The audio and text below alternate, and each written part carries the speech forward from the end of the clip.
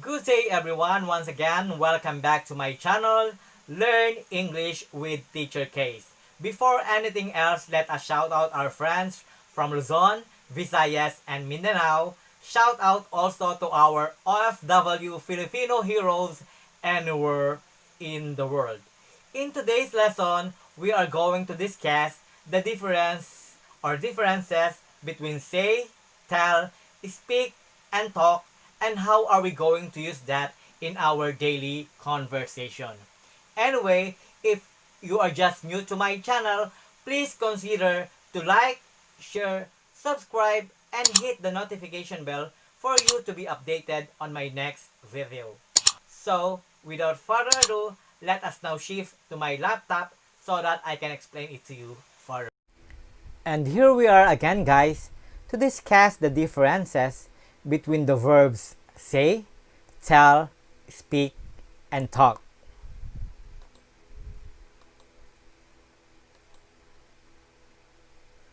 We can only use the verbs say and tell if the focus of our conversation is to give specific details or information.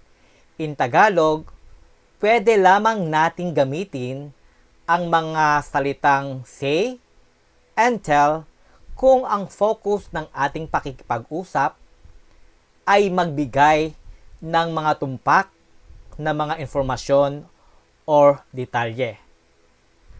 On the other hand, we can only use the words or the verbs speak and talk if the focus of our conversation, kung ang focus ng ating pakikipag-usap ay patungkol lamang sa pagbibigay ng general topic o malawak na paksa.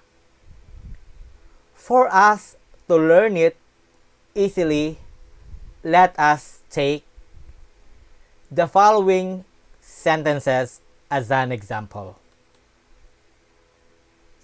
Linda said she has a big problem with her grades. Okay? In this sentence, okay, imagine that Linda said to me something sometimes in the past.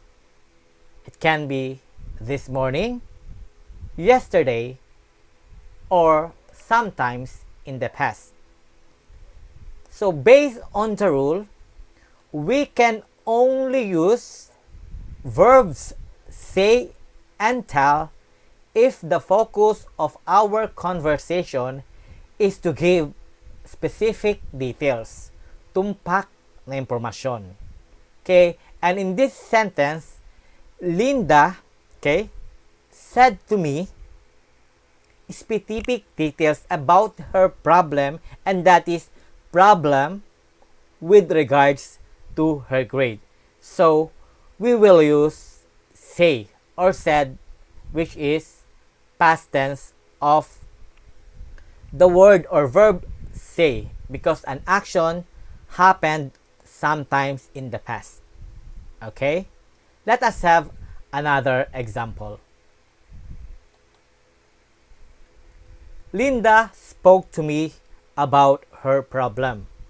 As per the rule, we can only use speak and talk, okay? Verb speak and talk if the focus of our conversation or pakikipag-usap ay patungkol sa pagbibigay ng isang general o malawak na topic or paksa.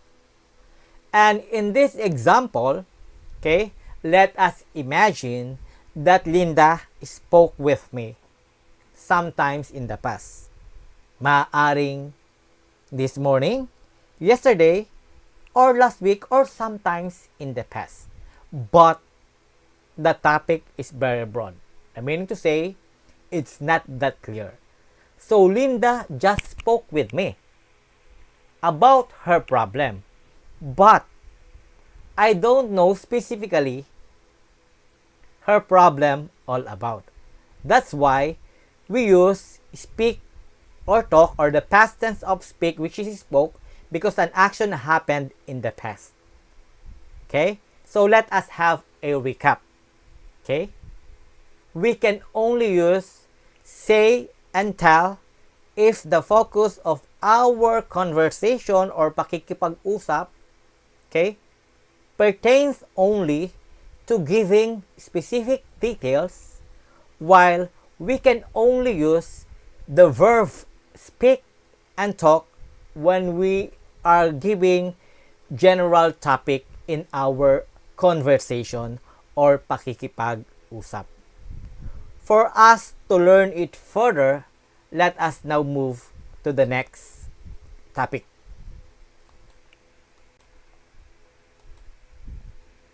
Okay.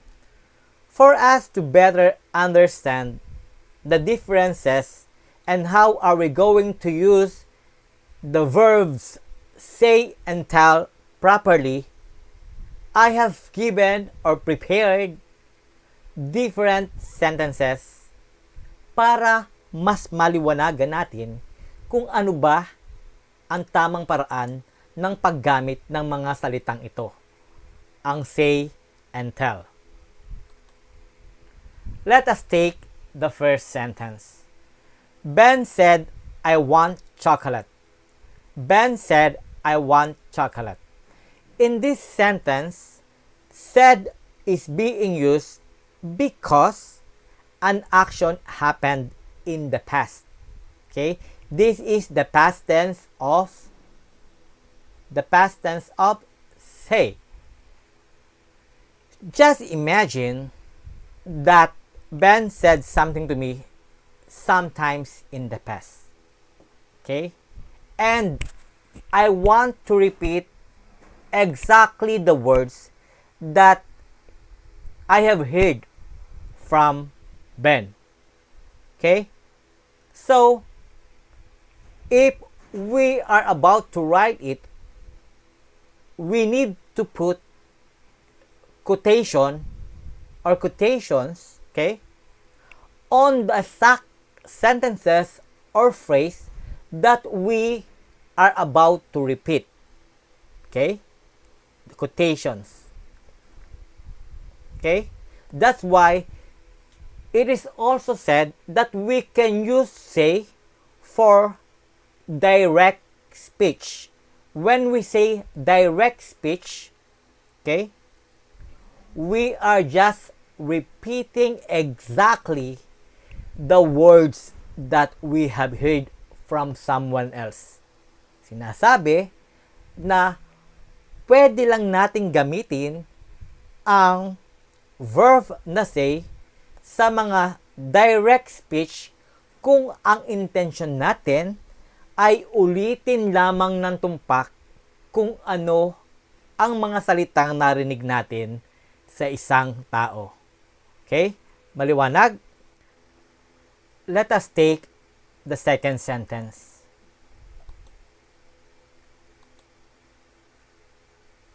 Ben told me he wanted chocolate. As you can see in here, told is being used because an action happened sometimes in the past. Meaning to say, can be this morning, yesterday, last week, or sometimes in the past. Okay? Ben told me he wanted chocolate. Okay? We can only use the verb tell if the intention of our conversation is to report what we have heard from someone else. Okay? Sa Tagalog, gagamitin lang natin ang verb or ang salitang tell, which is ang past tense ay told, kung ang intention natin ay mag-report sa kausap natin ngayon kung ano ang narinig natin mula sa isang tao. That is why it is also called reported speech. Okay? Let us imagine that Ben told to me something yesterday. and I want to report to the person whom I am speaking with now everything that Ben told to me yesterday. So, we will use tell for indirect or reported speech. Okay? Take a look at this example also. As you can see in this sentence number 2, it uses object of the verb me. Okay? So when we use tell, it should always have the object of the verb. The verb here is told, and the object of the verb is me. So me is the one who receive the verb. The object ang siyang tumatanggap ng kilos o pandiwa. That's why tell usually or always have the object yes, while Ben does not. Okay? Or say does not. The word say does not. Walang object of the verb ang say. Okay? No. No object of the verb. Pero ang tell, merong object of the verb or receiver of the action. O tumatanggap ng action or verb or ng pandiwa. So, me is the object of the verb told. So, yun ang pagkakaiba ng say and tell. Let us take the third sentence. Ben said he wanted chocolate. This is exactly the same thing with number 2. The only difference is we use said in here instead of told, and we omit also the object of the verb. But in this sentence, okay, we use said because this is an indirect object. Why indirect object? Because it has no object. Clear? It has no object. You cannot say, Ben said me, he wanted chocolate. It's very wrong. That is wrong. So, in this sentence, Ben said he wanted chocolate. Okay? So, let us have a recap about this thing. So, we can only use the verb say for direct and indirect speech, whereas tell is to be used only for indirect or reported speech. Ang say, wala siyang object of the verb or receiver of the verb or tumatanggap ng pandiwa, pero ang verb na tell ay mayroong object of the verb o tumatanggap ng pandiwa. Okay? Meron tayong exemption to the rules sa paggamit ng verb na tells. Number 1, if we are talking about stories, it's automatically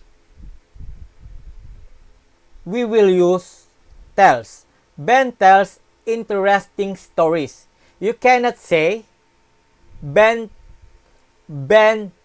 says interesting stories. It's wrong. So one exemption to the rule, if someone tell about stories or series of stories, we will use tell, not say. Okay? That is one exemption of the rule. Okay? For anything like this, stories, we will use tells. Next example. If we spoke or speak about jokes, okay, tell about jokes, still we will use tell or tells instead of say. We cannot say Ben says funny jokes. No, it's a big no. So we will use tells for jokes. So that is also one exemption in here. Next, Ben tells too much lies. So when we talk about lies or pagsisinungaling, okay, we cannot also use the word say. You cannot say like this, Ben says too much lies. It's also wrong. So for the word stories, jokes, and lies, we need to use only the verb tells, not say. Let us now move to the next lesson.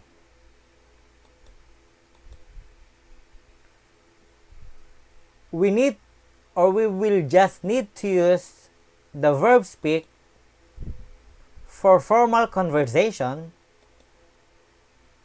and we just need to use the verb talk for informal conversation. For us to better understand this, I will give you some examples. Take a look at the first sentence. I spoke to my manager about my issue with my work schedule. Okay? As you can see in here, speak needs to be used for formal conversation while talk is for informal conversation. As you can see in here, I spoke to my manager about my issue with my work schedule. Okay? If you are speaking with a person in a higher position, we will consider this as a formal conversation. Okay? Nakipag-usap ako sa aking manager tungkol sa problema ko sa aking schedule ng trabaho. So, if you are about to speak with a manager or a person in a position, we need to use the verb speak, which is past tense of spoke, because that is a formal conversation. Okay, next.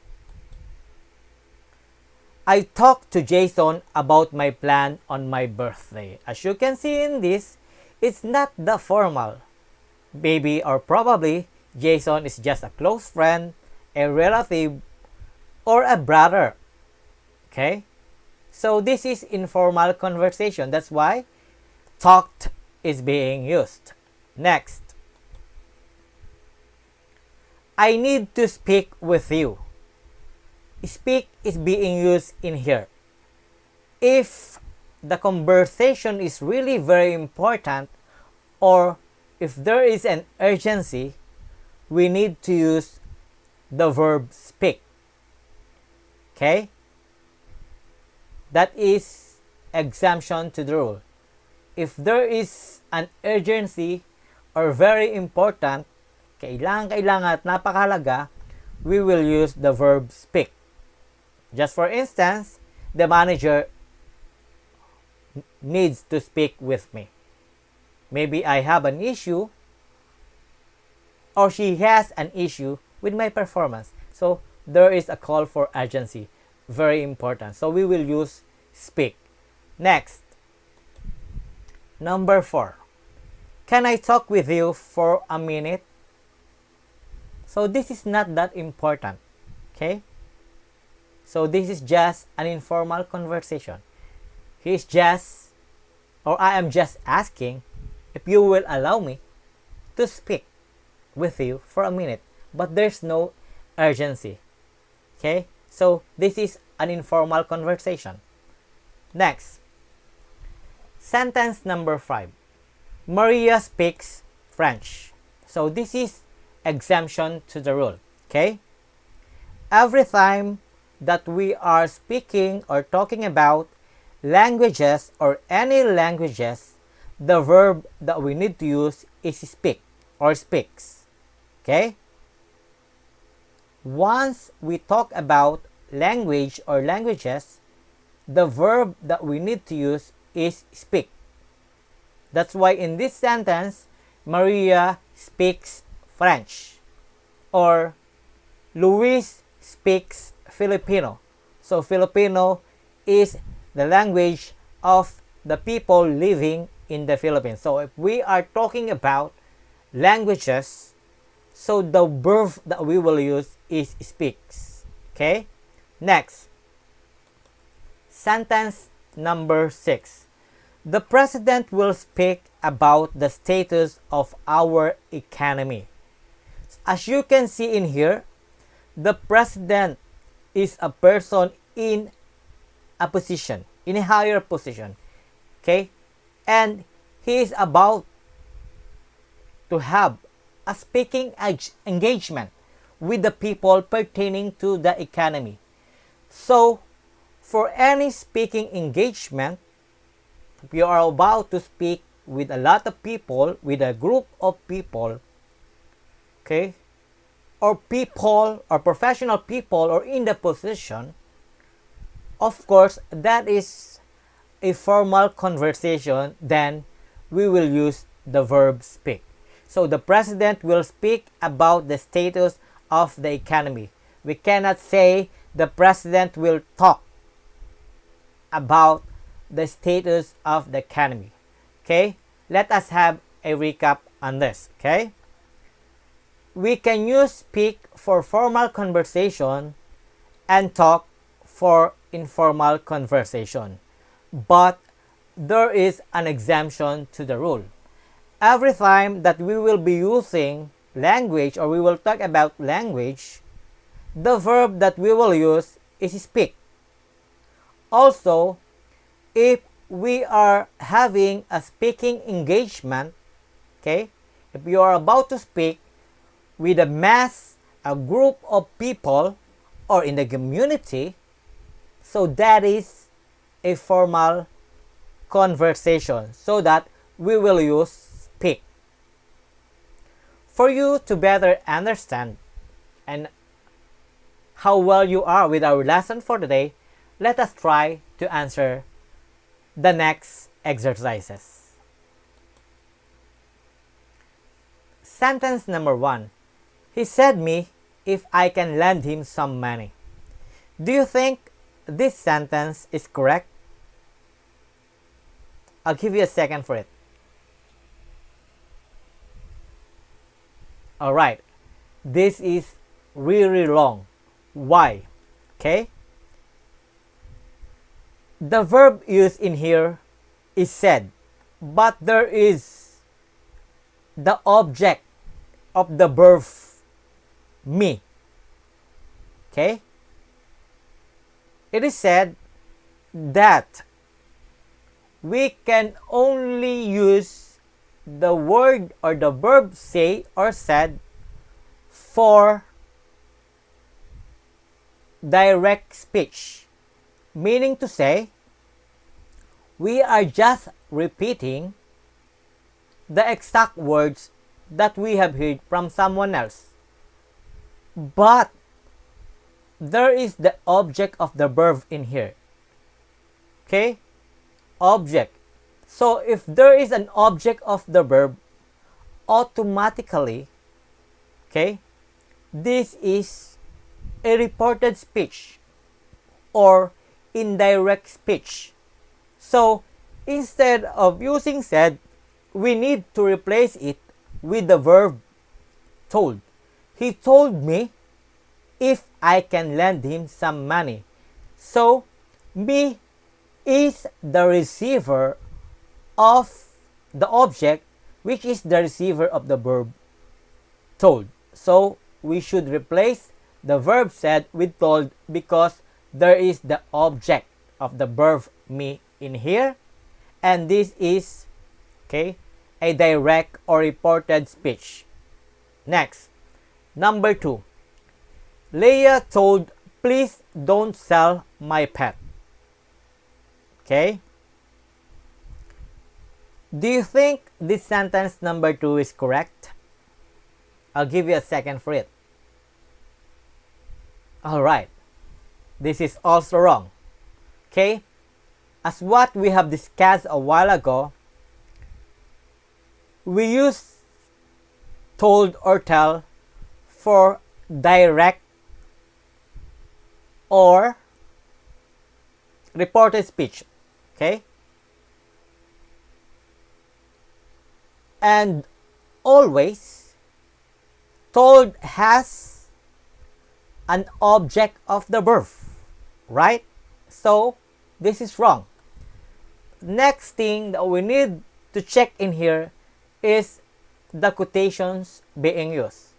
So, when we use quotations, okay, in our written conversation, when we use quotation, that means to say that we are using indirect speech. Meaning to say, we just repeated what we have heard. We just repeated the exact words that we have heard. So, since this is an indirect speech, okay, indirect speech, because there is a quotation in here, so this told should be replaced by the verb said. Leia said, "Please don't sell my pet." Next, let us have the third sentence. She tells Arabic. She tells Arabic. Okay? Is it right or wrong? Again, I'll give you a second for it to check your answer. Is it right or wrong? Very good. This is also wrong. And why? As what we have discussed a while ago, okay, when we are talking about languages or any language, there's an exemption of the rule that we always need to use, okay, the verb speak. So speak is the only verb that we need to use when we are talking about any languages. Okay, so we will replace tells with speaks. So she speaks Arabic. She speaks Nihongo. She speaks Mandarin. Okay, so for any languages, the only verb that we need to use is speak, not tell or told. Next, sentence number 4. Lorna talked to her teacher about her issue with her lesson. Okay, sorry, there should be her lesson in here. Lorna talked to her teacher about her issue with her lesson or with the lesson. Okay, is it right or wrong? I'll give you a second for this to answer. Alright, this is also wrong. Why? As you can see in here, Lorna is a student and there is a teacher. If we are about to speak to a person in a position which is not that close with us or to us, okay, a person in authority, we need to use the verb speak because that is a formal conversation. Okay? You are about to speak a very important matter. With whom? With the teacher, who is a person in authority, in a higher position. So, we cannot use talk. Instead, we will replace it with Lorna spoke. With spoke. Okay, next. Sentence number 5. The manager will talk to the foreign investors tomorrow. Okay? As what I have discussed with you a while ago, there is also an exemption to the rule. When we are about to have a speaking engagement, that means to say, you will be engaged to a speaking session with a group of people, with a mass, with a lot of people, professional people, okay? We need to use the verb speak, okay, or spoke. Okay? Since the manager will be having a foreign investors tomorrow, okay? These foreign investors are a group of people from the other country, professional, formal people. It is also a formal conversation, a formal speaking engagement. So, we will use the verb speak, not talk. So guys, our lesson is all for now. And if you think this video or lesson really helped you a lot, please consider to subscribe and hit the notification bell. And if you have any other topics, suggestions that you want me to create a video, please comment below. Thank you so much for watching and have a great day.